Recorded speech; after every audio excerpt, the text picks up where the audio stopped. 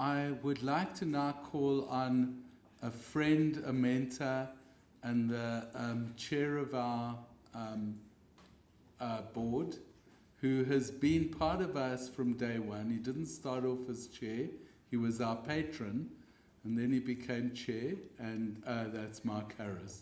Thank you, Mark. Good evening, ladies and gentlemen.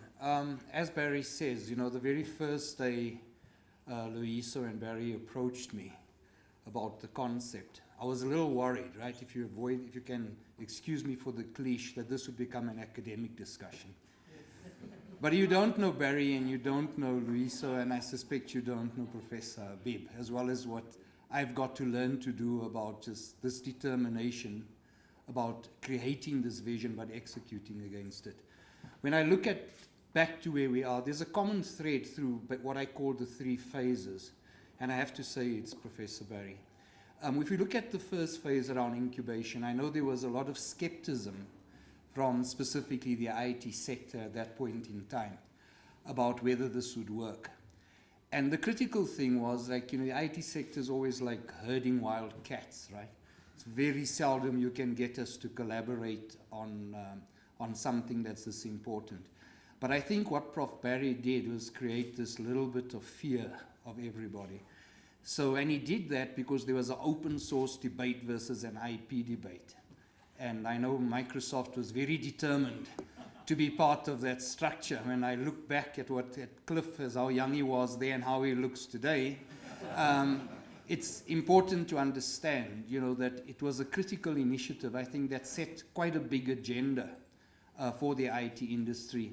At that point in time, we used to have an advisory council, and right in the middle of that advisory council to the president and the minister, the whole of government, sat the JCSE as a shining light.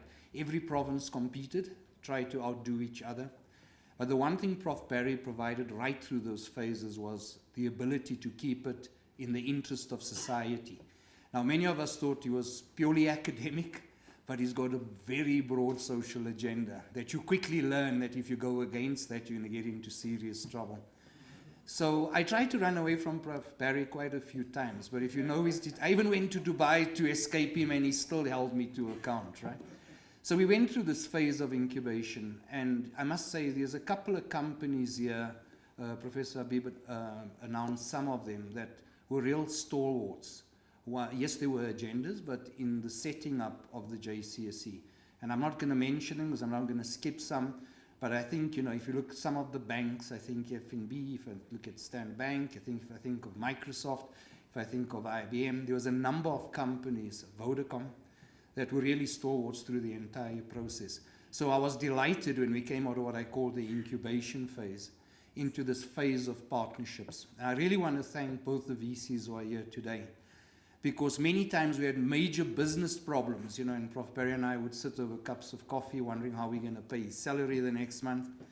And, Wits, I just want to thank you, Prof. Habib, because as a place, as a mothership for this particular thing, it was fantastic. The city of Johannesburg, sometimes when we came up with schemes and we didn't think we would get support, the support was always there around ensuring that this thing was successful.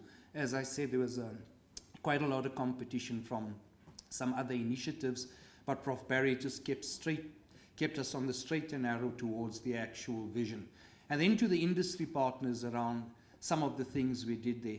It's not by accident that you attract things like one of the largest IT labs to that. And Prof. Barry, in his normal quiet way, ignoring all the agendas, ignoring all the lobbying, would just keep us on the straight and narrow as to what we needed to do to establish those partnerships. And it really grew from strength to strength. I don't just want to mention the big companies or structures, because what I quickly learned from Prof. Barry, he created a whole lot of smaller, specifically people involved in application development, a network of these guys around him. And they never left, right? Most it's like children, like most of them when they start off and they're small, once they think they're big enough, they run away. And to today, those companies are still there, and some of them sit on our board, and they give a wonderful view about what the next need is as far as application development. I know there's many companies who have benefited from Prof. Barry's guidance around why projects are failing, why they need the type of software development best practices in order to sustain it, and that includes government within that structure. But again, the thread of Prof. Barry through that just kept it. And then this partnership, the partnership phase moved into this exciting phase. And I wouldn't be able to cover it as well as Professor Bib covered it there. But it really is an exciting time. And I think when Prof. Barry first put the idea on the table, we were all like, come on, we know what we're doing, how are we going to make this work? But Prof. Barry basically worked on it step by step. We're still going to need a lot of help. So I know there's a lot of, and I'm glad to hear that some of the big local companies are also aboard in doing what this is. But I really think we can help Professor Habib achieve his vision and Barry's vision in what we want to do in the Braamfontein precinct. So everything right now augurs well. I want to thank everyone for their contribution. But I really want you to give a round of applause to Prof. Barry for what he's done in the last year. The industry needs to step up to this big social impact that the Tsimologong project could potentially have, not just on Johannesburg, on the whole of South Africa. So looking forward to partnering with you. Thank you, everybody.